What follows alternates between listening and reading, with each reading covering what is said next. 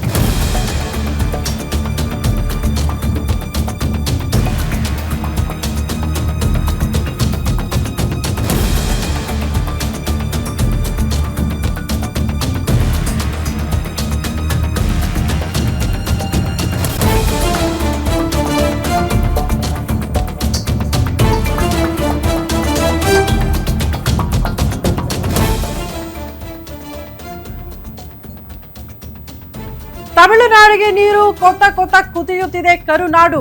ಕಾವೇರಿ ನದಿ ನೀರು ಹಂಚಿಕೆ ವಿಚಾರಕ್ಕೆ ಸಂಬಂಧಪಟ್ಟಂತೆ ಬಂದಿರುವ ಆದೇಶದ ವಿರುದ್ಧ ರೈತರ ಕಿಚ್ಚು. ಸಿಡಬ್ಲ್ಯೂಎಂಎ ಆದೇಶದಿಂದ ಇಡೀ ರಾಜ್ಯದಾದ್ಯಂತ ಆಕ್ರೋಶ ಭುಗಿಲೆದಿದೆ. ಮತ್ತೊಮ್ಮೆ ಕರವೇ ರೈತ ಸಂಘಟನೆಗಳಿಂದ ಆದೇಶಕ್ಕೆ ಭಾರಿ ವಿರೋಧ ವ್ಯಕ್ತವಾಗ್ತಾ ಇದೆ. ಬೆಂಗಳೂರು ಬಂದ್ ಆಗುತ್ತಾ ಅಥವಾ ಕರ್ನಾಟಕ ಬಂದ್ಗೆ ಕರೆ ಕೊಟ್ಟು ಬಿಡುತ್ತಾ ಕನ್ನಡ ಪರ ಹೋರಾಟಗಾರರ ಸಂಘಟನೆಗಳು ಅನ್ನೋದು ಪ್ರಶ್ನೆ ಇವತ್ತು ನಿರ್ಧಾರ ಆಗುತ್ತೆ. ಅಂತಿಮ ತೀರ್ಮಾನ. ಬೆಂಗಳೂರು ಜಸ್ಟ್ ಬಂದ್ ಮಾಡಿದ್ರೆ ಸಾಕಾಗುತ್ತಾ, ಇಡೀ ರಾಜ್ಯದಾದ್ಯಂತ ಬಂದ್ ಮಾಡ್ಬೇಕಾ ನಾವು ಅಂತ. ಸೊ ಹಾಗಾಗಿ 11:30ಕ್ಕೆ ಸಭೆ ಇದೆ. ಆ ಸಭೆಯಲ್ಲಿ ವಾಟಾಳ್ ನಾಗರಾಜ್ ನೇತೃತ್ವದಲ್ಲಿ ಕೈಗೊಳ್ಳುವಂತಹ ನಿರ್ಧಾರ ಹೆಂಗಿರುತ್ತೆ ಅಂತ. ಏನೇ ಆಗ್ಲಿ, ರಾಜ್ಯದ ನೆಲ ಜಲ ಭಾಷೆ ವಿಚಾರ ಬಂದಾಗ ಹೋರಾಟ ಮಾಡಬೇಕು, ಹೋರಾಟ ಮಾಡಿಯೇ ಪಡೆದುಕೊಳ್ಳಬೇಕು, ಇದರಲ್ಲಿ ಒಗ್ಗಟ್ಟಾಗಿರಬೇಕು. ಆದ್ರೆ ಹೋರಾಟ ಅಂತ ಬಂದಾಗ್ಲೂ ಕೂಡ ಸಂಘಟನೆಗಳಲ್ಲಿ ಒಗ್ಗಟ್ಟು ಮೂಡಲ್ಲ ಬಹುತೇಕ ಸಲ. ಈಗ ನೋಡಿ, ಬಹುತೇಕ ಸಂಘಟನೆಗಳು ಒಟ್ಟುಗೂಡಿ ಯಾವುದೇ ಹೋರಾಟ ಅಥವಾ ಬಂದ್ ಮಾಡ್ತೀವಿ ಅಂದ್ರೆ ಬಹುತೇಕ ಅದು ಯಶಸ್ಸಾಗುತ್ತೆ. ಯಾರಿಗೆ ಬಿಸಿ ಮುಟ್ಟಬೇಕೋ ಅವ್ರಿಗೆ ಬಿಸಿ ಮುಟ್ಟುತ್ತೆ. ಆದ್ರೆ ಇತ್ತೀಚೆಗೆ ಹೋರಾಟಗಳು ಹೆಂಗಾಗ್ತಾ ಇದೆ ಅಂದ್ರೆ ಸಂಘಟನೆಗಳಲ್ಲೇ ಒಗ್ಗಟ್ಟಿರಲ್ಲ. ನಾವೊಂದು ಹೇಳಿದ್ರೆ ಇನ್ನೊಂದು ಸಂಘಟನೆ ಮತ್ತೊಂದು ನಿರ್ಧಾರಕ್ಕೆ ಬಂದ್ಬಿಡುತ್ತೆ. ಈ ರೀತಿ ಒಮ್ಮತ ಇಲ್ಲದ ಹೋರಾಟ, ಒಮ್ಮತ ಇಲ್ಲದ ಬಂದ್ ಹಾಕಿಬಿಟ್ರೆ ರೈತರಿಗೆ ನ್ಯಾಯ ಸಿಗೋದು ಬಹಳ ಕಷ್ಟ ಆಗುತ್ತೆ. ಹಾಗಾಗಿ ಏನೇ ಆದ್ರೂ ಕೂಡ ಒಗ್ಗಟ್ಟಾಗಿ ರಾಜ್ಯದ ನೆಲ ಜಲ ಭಾಷೆ ಬಂದಾಗ ಹೋರಾಟಗಳು ಆಗಬೇಕು. ಅದೇ ನಿರೀಕ್ಷೆಯಲ್ಲಿ ಇಡೀ ರಾಜ್ಯದ ಜನ ಇವತ್ತು ಎದುರು ನೋಡ್ತಿದ್ದಾರೆ ಸಭೆ ಏನಾಗುತ್ತೆ ಅಂತ. ಬೆಂಗಳೂರು, ಮಂಡ್ಯ ಭಾಗದಲ್ಲಿ ಕಾವೇರಿ ಕಿಚ್ಚು ಕ್ಷಣ ಕ್ಷಣಕ್ಕೂ ಹೆಚ್ಚಾಗ್ತಾ ಇದೆ.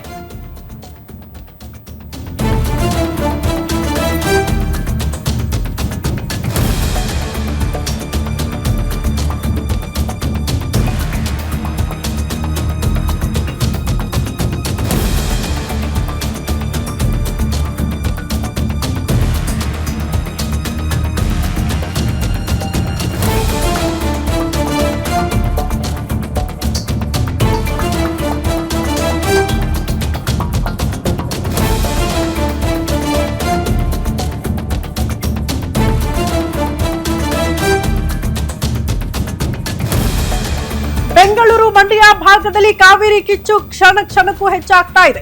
ಇವತ್ತು ಪ್ರತಿಭಟನೆ ತೀವ್ರಗೊಳಿಸೋದಕ್ಕೆ ಕರ್ವೆ ಮತ್ತು ರೈತರು ನಿರ್ಧಾರ ಮಾಡಿದ್ದಾರೆ.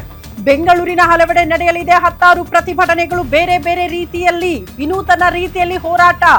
ಹಿರಿಯ ನಟ ಡಿಂಗ್ರಿ ನಾಗರಾಜ್ ನೇತೃತ್ವದಲ್ಲಿ ಖಾಲಿ ಕೊಡ ಪ್ರದರ್ಶನ ಮಾಡ್ತಾ ಇವತ್ತು ಹೋರಾಟ ಮಾಡಬೇಕು ಅಂತ ನಿರ್ಧಾರ.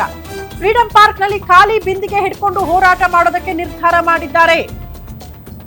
ಇದರ ಜೊತೆಗೆ ಜನನಾಯಕನ್ ಸಿನಿಮಾ ಬ್ಯಾನ್ ಮಾಡುವ ಬಗ್ಗೆ ಕೂಡ ಇವತ್ತು ನಿರ್ಧಾರವನ್ನ ತೆಗೆದುಕೊಳ್ಳಲಾಗುತ್ತಂತೆ. ಬಟ್ ಬೆಂಗಳೂರು, ಮಂಡ್ಯ ಭಾಗದಲ್ಲಿ ಇಲ್ಲ ಸಿನಿಮಾ ಪ್ರದರ್ಶನ.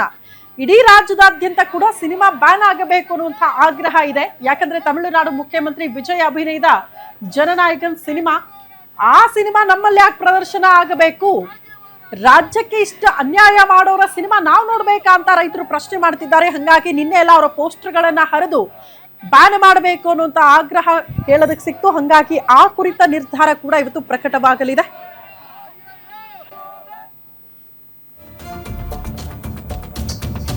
ಮತ್ತೊಂದು ಅಪ್ಡೇಟ್ ಇದೆ. ಕಾವೇರಿ ವಿಚಾರದಲ್ಲಿ ರಾಜ್ಯಕ್ಕೆ ಪದೇ ಪದೇ ಆಘಾತ ಯಾಕೆ?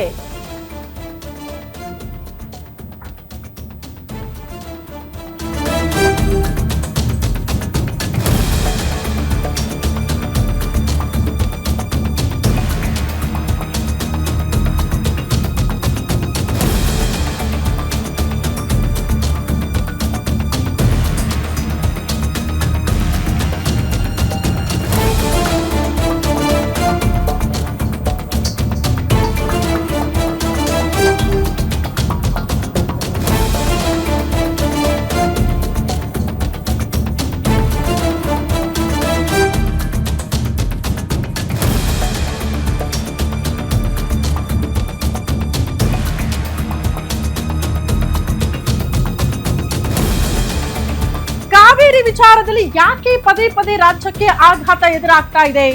ಕಾವೇರಿ ಕೊಳ್ಳದ ವಸ್ತುಸ್ಥಿತಿಯನ್ನ ವಿವರಣೆ ಕೊಡುವಲ್ಲಿ, ಮನವರಿಕೆ ಮಾಡುವಲ್ಲಿ ಯಾಕೆ ಫೇಲ್ಯೂರ್ ಆಗ್ತಿದ್ದಾರೆ ಪ್ರತಿನಿಧಿಗಳು? ಈಗ CWMA ಕೊಟ್ಟಿರುವ ಆದೇಶದ ವಿರುದ್ಧ ನಾವು ನಡ್ಕೊಳಕ್ಕಾಗಲ್ಲ, ಬಟ್ ಕಾನೂನು ಹೋರಾಟ ಮಾಡಕ್ ಅವಕಾಶ ಇರುತ್ತೆ. ಭಾನುವಾರ ಸರ್ವಪಕ್ಷ ಸಭೆ ಕರೆದಿದ್ದಾರೆ ಮುಖ್ಯಮಂತ್ರಿ DK ಶಿವಕುಮಾರ್ ಅವರು.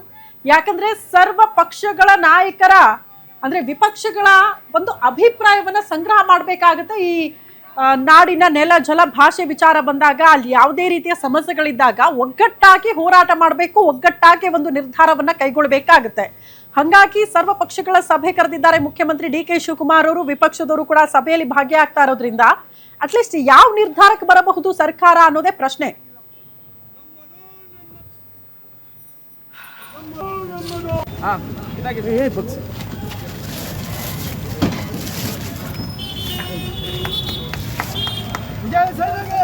ಈ ಬಗ್ಗೆ ಮತ್ತಷ್ಟು ಡೀಟೇಲ್ಸ್ ಅನ್ನ ಕೊಡ್ತಾ ಹೋಗ್ತಾರೆ metro bureau chief Ullas S ಕಿರುವಾಸೆ ನೇರ ಸಂಪರ್ಕದಲ್ಲಿ ಜಾಯಿನ್ ಆಗ್ತಿದ್ದಾರೆ. ಉಲ್ಲಾಸ್, CWMA ಆದೇಶದ ವಿರುದ್ಧ ಅತಿ ದೊಡ್ಡ ಹೋರಾಟ, ಬಟ್ ಕರ್ನಾಟಕ ಬಂದಾಗುತ್ತಾ, ಬೆಂಗಳೂರು ಬಂದಾಗುತ್ತಾ, ಈ ಪ್ರಶ್ನೆ ಇದೆ.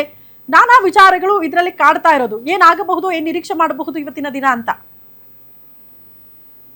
ಶ್ರುತಿ, CWRC ಆಗಿರ್ಬೋದು ಮತ್ತೆ CWMA ತಮಿಳುನಾಡಿಗೆ ಪ್ರತಿದಿನ 3500 ಕ್ಯೂಸೆಕ್ ನೀರನ್ನ ಬಿಡಬೇಕು ಅನ್ನುವಂತ ಆದೇಶ ಕೊಟ್ಟ ಹಿನ್ನೆಲೆಯಲ್ಲಿ ಇಡೀ ರಾಜ್ಯಾದ್ಯಂತ ರೈತರಾಗಿರ್ಬೋದು ಮತ್ತೆ ಕನ್ನಡ ಪರ ಹೋರಾಟಗಾರರ ಆಕ್ರೋಶ ಹೆಚ್ಚಾಗಿರುವಂತದ್ದು. ಒಂದು ಕಡೆ ಸರ್ಕಾರ ಸಮರ್ಪಕವಾಗಿ ವಾದವನ್ನು ಮಂಡಿಸುವಂತ ವಿಚಾರದಲ್ಲಿ ಪ್ರತಿ ಬಾರಿನೂ ಕೂಡ ಫೇಲ್ ಆಗ್ತಾ ಇದೆ.